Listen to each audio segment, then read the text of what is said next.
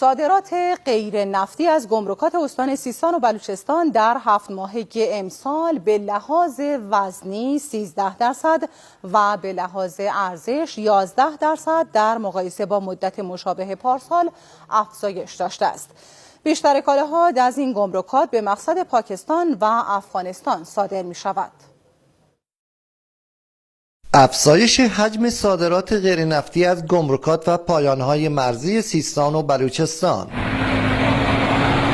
بارم مسائل ساختمانی کاشینای از استان یزد بار زدم برای پاکستان که از مرز میرجاوه خارج شدم. بار ما خرمای از شهرستان ایرانشهر اومدیم گمرک زاهدان کاراش بشه، کارا گمرکیش انشالله برای میلک افغانستان. آلو بخارا از نیشابور بار کردیم اومدیم به مقصد گمرک میرجاوه. زاهدان تشریفات گمرکیش انجام شده، خروجش از مرز میرجاوه است.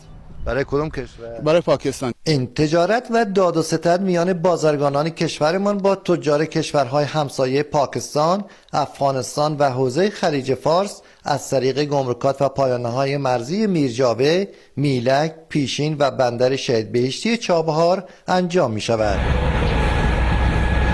مجموع صادرات از محل استان یه چیزی بالغ بر 179 میلیون دلار بوده با وزن بالغ بر 1,096,000 تن که نسبت به مدت مشابه سال قبل از نظر ارزش 11% و از نظر وزن 13% افزایش نشون میده. عمده این کالاها رفته به کشورهای پاکستان، چین، کویت، افغانستان، هند، عراق، آذربایجان و تاجیکستان. عمده کالاهای صادر شده از پایانه‌های مرزی و گمرکات سیستان و بلوچستان به کشورهای همسایه شامل لوازم خانگی، محصولات کشاورزی، بهداشتی، مواد غذایی و مصالح ساختمانی بوده است. بنابر اعلام ناظر گمرکات استان علاوه بر رشد صادرات، میزان ترانزیت کالا هم در 7 ماه گذشته بیش از 15% از طریق گمرکات استان سیستان و بلوچستان رشد داشته است.